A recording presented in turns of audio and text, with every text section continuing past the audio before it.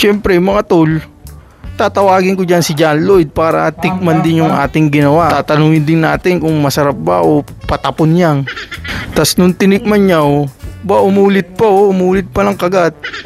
Yun mga tol, okay ba tayo dyan? Luto lang tayo ng tuna pie mga tol. Nagke-crave ako walang mabilang dito. Kaya luto na lang tayo ng sarili nating version. Tsaka mga tol, napakadali lang nito, promise. Pwede mo pa nga gawing business ito tinan mo Tara, simulan natin mga tol. Nag-get lang ako dyan ng carrots, tapos sibuyas na puti, tsaka bawang. Tapos meron tayo ditong tasty tol. Tasting gagamitin natin dyan. Tapos meron tayo ditong 2 pirasong tuna can. Tas niya mga tol, lulutuin lang muna natin tong ating tuna.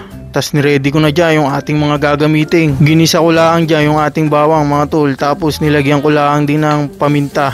Tapos isinunod ko na dyan tol yung sibuyas na puti tsaka yung carrots. Pinagsabay ko na yan mga tol. Tapos yan tol, nilagay ko na dito yung ating tuna can ang gamit ko. Kayo mga tol, depende sa inyo kung anong gagamitin yung brand. Libre itong ginamit ko, kaya ito na lang ang ginamit ko. Tapos binasbasan ko yan ng kaunting asin. Tapos after ng mga ilang minuto mga tol, nilagay ko na dyan yung all-purpose cream. Yung all-purpose cream naman mga tol, hindi mo na kailangan lutuin yan ng matagal. Kaya okay na yan. Pinahanginan ko rin pala yan tol para mabilis lumamig. Tas tol pala yung ating tasty, pinalapad lang natin yan ng ganyan. Tapos tinanggal lang natin yung dulo mga tol kasi matigas yan. Tingnan mo lang itong aking ginagawa mga tol. Basic lang to, promise. Sigurado ko pag natapos mo to, marunong ka nang gumawa dyan sa inyong bahay ng tuna pie. Magugustuhan to ng pamilya mo mga tol, lalo na yung mga bata. Syempre kasama na din dyan yung mga isip bata tol. Meron din ako ditong cheese kasi lalagyan natin yan ng cheese sa loob para siguradong masarap yan tol. Hindi tayo gagawa ng hindi masarap. Tapos ipinalaman na natin yung tuna. Tapos binahiran ko yan ng star margarine. Tapos nilagyan ko ng cheese.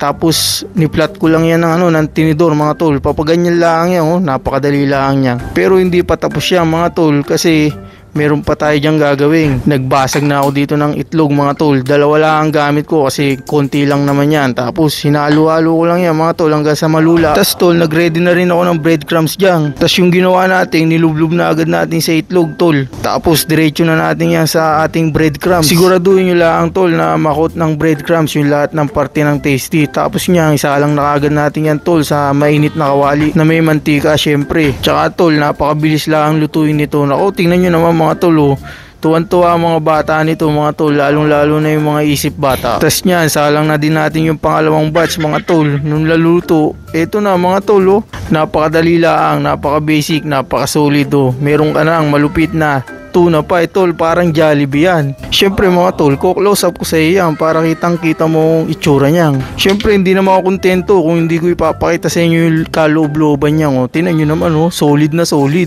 Tas nung tinikman ko mga tol, hindi rin ako makapaniwalang nakapagluto ako ng ganito. Tingnan nyo naman yung loob mga tol creamy yan, kaya talagang solid yung lasa niyan. Syempre mga tol, tatawagin ko dyan si John Lloyd para tikman din yung ating ginawa. Tatanungin din natin kung masarap ba o patapon niyang. Tas nung tinikman niya umulit pa ng kagat.